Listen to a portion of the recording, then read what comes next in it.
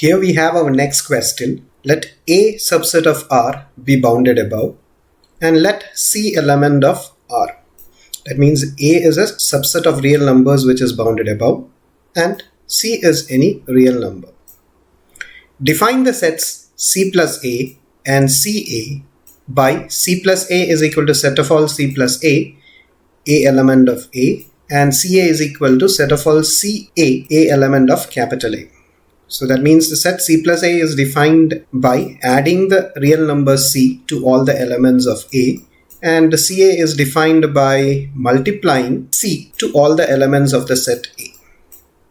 Show that supremum of C plus A is equal to C plus supremum of A. Second part is if C greater than or equal to 0, show that supremum CA is equal to C into supremum A. And third one, postulate a similar type of statement for supremum CA for the case C less than 0. We shall now see the cases one by one. First one is we have to show that supremum of C plus A is equal to C plus supremum A. That means we have to show that this quantity C plus supremum A is the supremum of the set C plus A. By the definition of C plus A is equal to C plus small a, where A element of capital A. You are given that A is bounded above. So since A is bounded above, by the axiom of completeness, A has a least upper bound or A has a supremum. We call it as supremum. By definition of supremum, we know that every element of A is less than or equal to supremum A for all A element of capital A. Now what we do is we add C on both sides. We'll get C plus A less than or equal to C plus supremum A for every A in capital A. So this means that C plus supremum A is an upper bound for this set C plus A. As this element belongs to C plus A. So every such element of C plus A is less than or equal to C plus supremum of A. And this means that C plus supremum of A is a upper bound for the set C plus A. This is what we have just shown now. C plus supremum A is an upper bound of C plus capital A. Now, to show that C plus supremum of A is a supremum of the set C plus A, we will take any other upper bound of C plus A and show that C plus supremum of A is less than or equal to that upper bound. So let U be any other upper bound of C plus A. So if U is the upper bound of C plus A, we know that C plus A is less than or equal to U for all small a element of capital A, since U is an upper bound. Now what we do is that we move C to the other side. So we will get A is less than or equal to U minus C for all A element of capital A. Now this means that A is less than or equal to U minus C for all A element of capital A means that U minus C is an upper bound for the set A. Now since supremum of A is the least upper bound for the set A, we get supremum of A is less than or equal to U minus C. Now moving minus C to this side, we will get C plus supremum of A less than or equal to U. Earlier, we have shown that C plus supremum A is an upper bound for the set C plus A. And now we have shown that if U is any other upper bound of C plus A, then C plus supremum of A is less than or equal to U. So this means that C plus supremum A is the least upper bound of C plus A. Now least upper bound means supremum. That means C plus supremum of A is the supremum of C plus A. That means supremum of C plus A is equal to C plus supremum A. And this proves our part 1. Now look at part 2. We have to show that if C greater than or equal to 0, supremum of C plus A equal to C into supremum of A. So we will prove this as two cases. The first case where C is equal to 0 and the second case where C greater than 0. Now let C is equal to 0. If C is equal to 0, whatever be the set A, C multiplied with all the elements of A, you will get all the elements as 0. So CA will be the singleton set 0. And supremum of CA, supremum of this set, as this set contains only one element 0, the supremum of that set will be 0 itself. And C is 0. So 0 multiplied with supremum of A, whatever be A or supremum of A, that number multiplied with C, where C is 0, is always 0. So in this case, we will get supremum of CA is equal to C into supremum of A. Now we will try to prove this result for the case where C greater than 0. Now let C greater than 0. By the definition of supremum, we know that A is less than or equal to supremum of A for every A in capital A. Now, if we multiply both sides with C, we will get CA is less than or equal to C into supremum of A for every small a element of capital A. Now, this means that C into supremum of A is an upper bound for the set CA. Now, we have to prove that C into supremum of A is the supremum of CA. For that, we take any other upper bound of the set supremum of CA and we will show that this quantity C into sup A will be less than that supremum. For that, let U be any other upper bound of CA. Since U is an upper bound of the set CA, we will get that C into small a will be less than or equal to U for all values of A in capital A.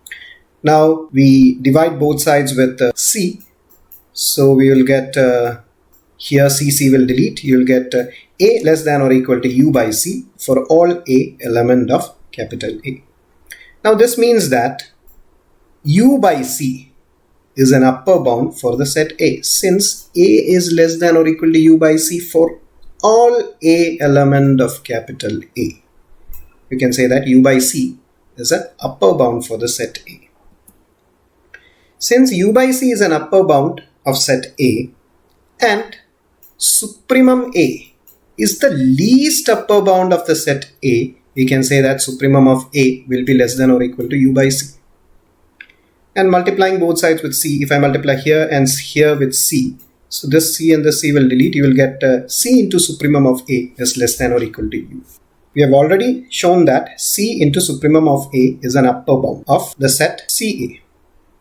Now we have shown that if U is any other upper bound of the set CA, then C into supremum of A is less than or equal to U. This means that C into supremum of A is the least upper bound for the set CA. Now least upper bound means supremum CA.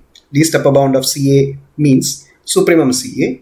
So what we got is that C into supremum of A is the supremum of CA. That means supremum of CA is equal to C into supremum of, and this completes the proof of part 2. Now we shall look at the third part of the question. The third part of the question is postulate a similar type of statement for supremum of CA for the case C less than 0. In the second part, we have established the result that supremum of CA is equal to C into supremum of A in the case where C is greater than or equal to 0. Now, what we have to do is, in the case C less than 0, we have to formulate a result for supremum CA. Here, the case is C less than 0. And we are claiming that, in this case, supremum of CA is equal to C into infimum of A. And we will be proving this. Now, here you can see that there is infimum A. Now, you know that infimum of a set is defined only when the set is bounded below. So we will assume that the set A is bounded below to prove this result. Since A is bounded below, we know that infimum of A is less than or equal to A for all A element of A, because infimum means the greatest lower bound. So a lower bound will be less than or equal to all the elements in that set. Now if you multiply both sides with C, now remember C is negative. So if you multiply with a negative number both sides, we'll get C into infimum of A. On the left side you will get C into infimum of A, and the right side you have CA. Now as C is negative, we are multiplying both sides of the inequality with a negative number. This inequality will reverse. That means less than or equal to will become greater than or equal to. So we will have C into infimum of A is greater than or equal to CA for all A element of A. Now this means that C into infimum of A is an upper bound for the set CA, because here CA is less than or equal to C into infimum of A for all A element of capital A. So this means that C into infimum of A is an upper bound of the set CA. Now we have to show that C into infimum of A is the supremum of CA. That means the least upper bound of the set CA. For proving that this is the supremum of this set, we will take any other upper bound of CA, show that C into infimum of A will be less than or equal to that upper bound. For this, let U be any other upper bound of CA. So this means that all the elements of CA, that means CA is less than or equal to U for all A element of A. Now if you divide both sides with C, as C is a negative number, this inequality will reverse. So you will get C will delete, you will get A is greater than or equal to U by C for all A element of A. Now A greater than or equal to U by C for all A element of A means that U by C is a lower bound for the set A. That means here we got U by C is less than or equal to A for all A element of A. So this means that U by C is a lower bound for the set A. Now as infimum of A is the greatest lower bound of A, we will get that infimum of A is greater than or equal to U by C. Now again multiplying both sides of this inequality with C, and as C is a negative quantity, we will get C into infimum of A. This inequality will reverse, less than or equal to C will delete, you will get U. That means C into infimum of A is less than or equal to U. What we have done is that firstly we have shown that C into infimum of A is an upper bound for the set CA. And now we have shown that if U is any upper bound of the set CA, then C into infimum of A is less than or equal to that U. This means that C into infimum of A is the least upper bound of the set CA. And least upper bound of the set CA means supremum of CA, and this means that C into infimum of A is the supremum of CA. In other words, supremum of CA is equal to C into infimum of A. This establishes our result for supremum CA in the case where C is less than 0. The next question given here is, given sets A and B, define the set A plus B as A plus B is equal to set of all A plus B where A element of capital A and B element of capital B. If A and B are non-empty and bounded above, then supremum of A plus B is equal to supremum of A plus supremum of B. You are given the sets A and B, and A plus B is defined as set of all A plus B where A element of capital A and B element of capital B. Now you are given that if A and B are non-empty and bounded above. So if A and B are non-empty and bounded above, then by the axiom of completeness, A and B both have least upper bounds. That means both have supremum. So there exists supremum of A and there exists supremum of B. You have to show that supremum of A plus B is equal to supremum of A plus supremum of B. We know that A is less than or equal to supremum of A for all A element of A, and B is less than or equal to supremum of B for all B element of B. So if we add these two inequalities together, we will get A plus B is less than or equal to supremum of A plus supremum of B for all A element of A and B element of B. So this means that supremum of A plus supremum of B is an upper bound for the set A plus B. Now what we have to show is that supremum of A plus supremum of B equal to supremum of A plus B. That means we have to show that this supremum of A plus supremum of B is the least upper bound of the set A plus B. So now we have already shown that supremum of A plus supremum of B is a upper bound of A plus B. Now to show that this is the least upper bound, we will take any other upper bound of the set A plus B. Let U be any upper bound of the set A plus B. So from here we will get A plus B less than or equal to U for all A element of A and B element of B. Now what we do is that we will temporarily fix this A. Let A be any element of capital A.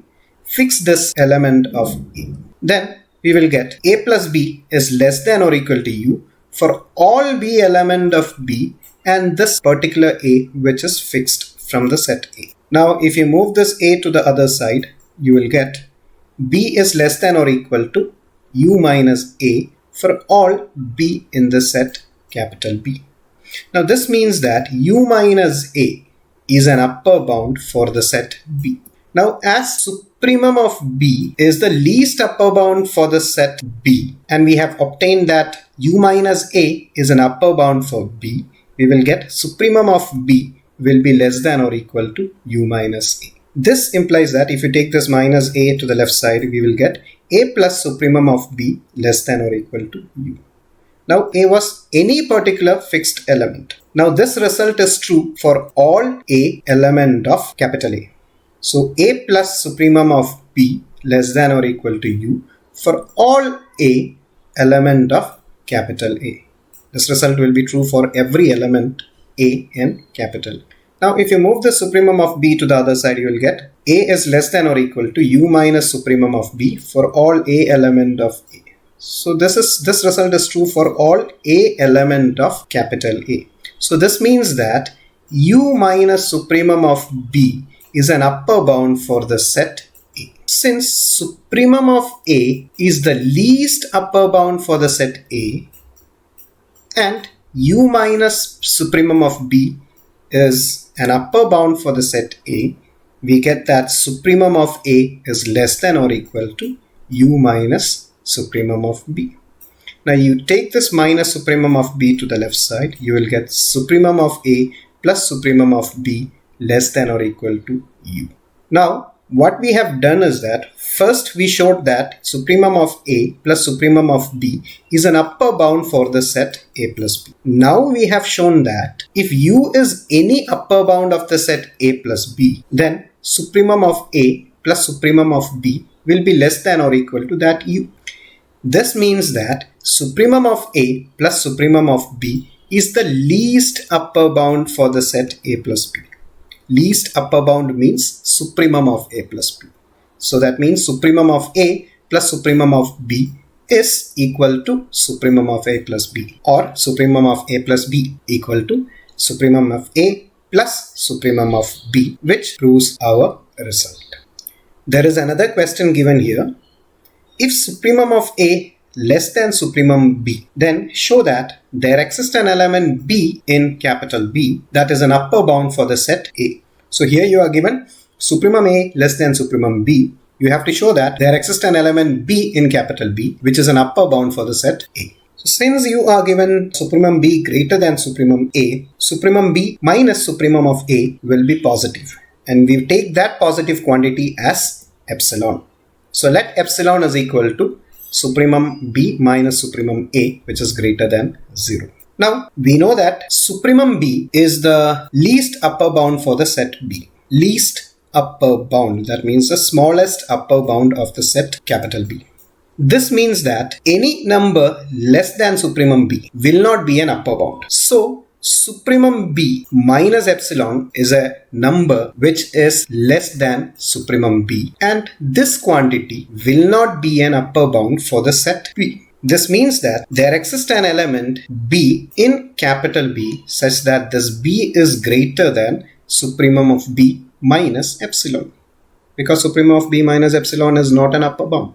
From here we will get supremum of B minus epsilon is less than B. Now supremum B minus epsilon, from here supremum B minus epsilon will be supremum of A. If you move this minus supremum of A to the left side and epsilon to the right side, you will get supremum of A is equal to supremum of B minus epsilon. So replacing supremum of B minus epsilon with supremum of A, you will get supremum A is less than B.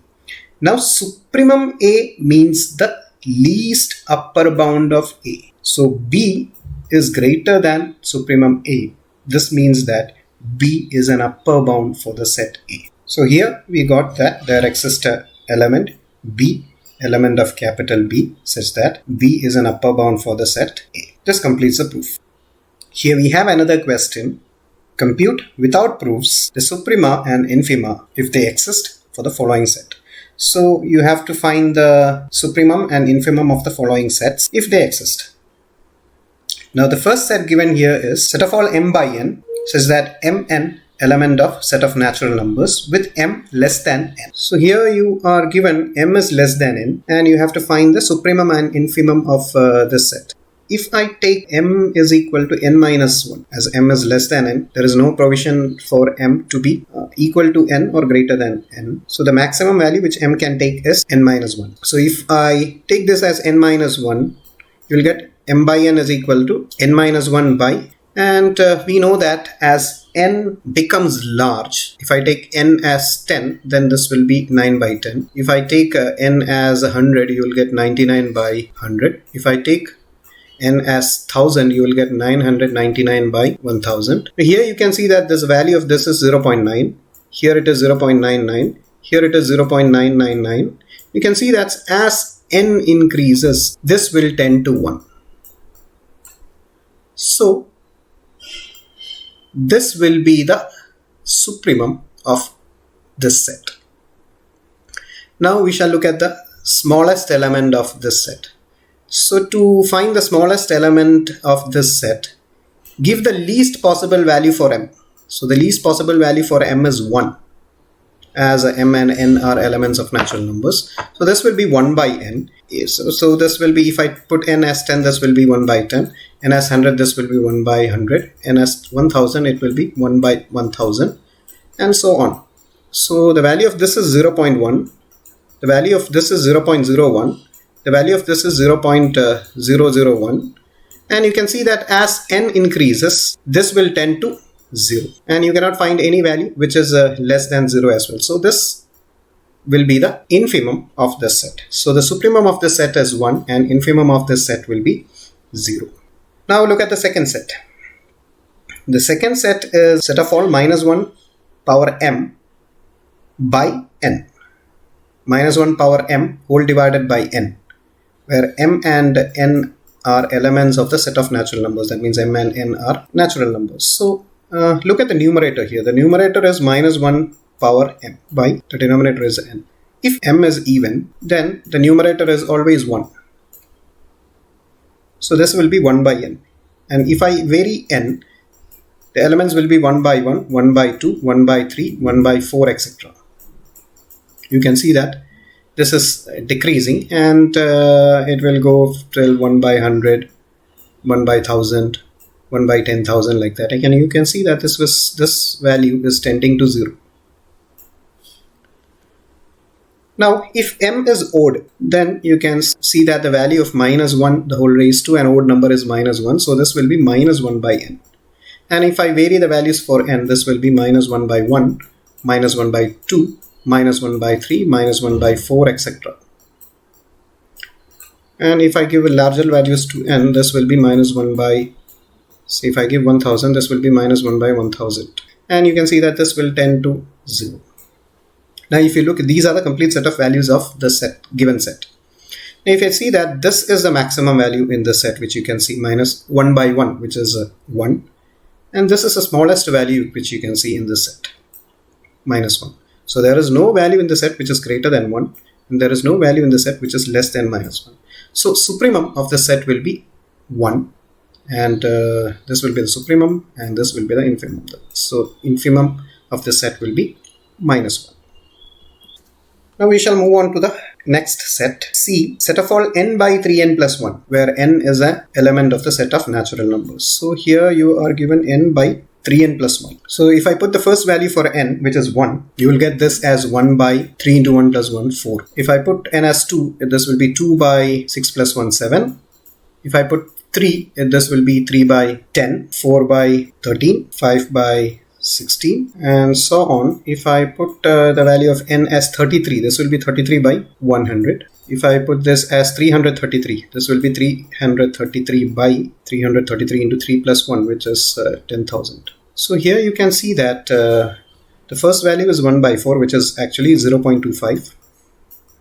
And if you take the value of this will be very close to 0.28 or 0.29. And this is 0.3. This is even greater than 0.3. this value is 0.33 and this value is 0.333.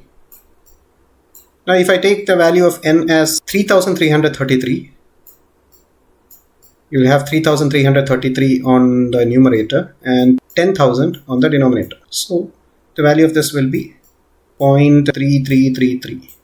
So you can see that this value is tending towards 1 by 3. The smallest value in this set is 1 by 4, and as n becomes larger, you can see that the value of n by 3n plus 1 is moving very close to 1 by 3.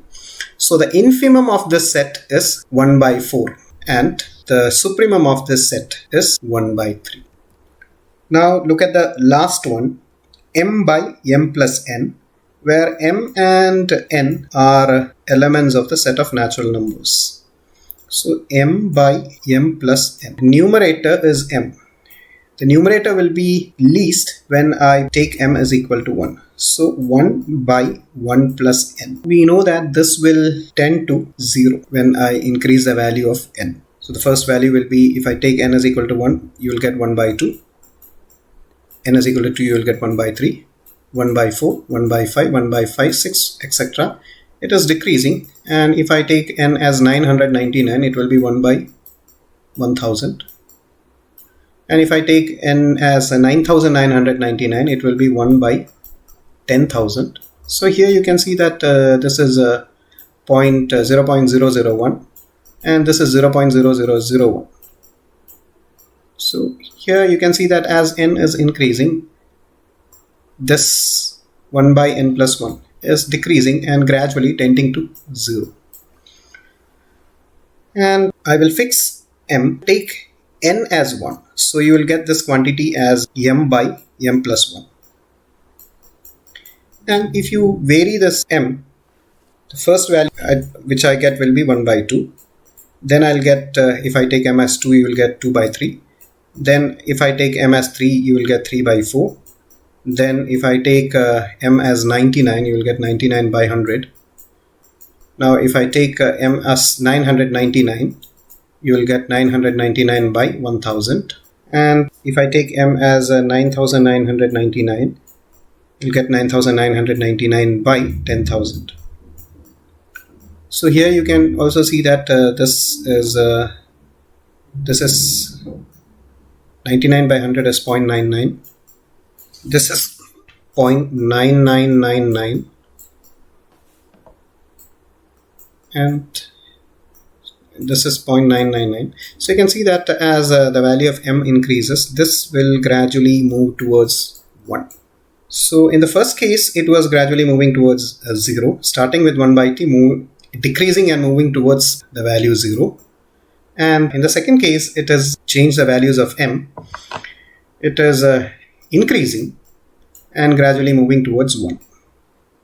So here you can say that the infimum of this set is 0 and the supremum of this set is 1.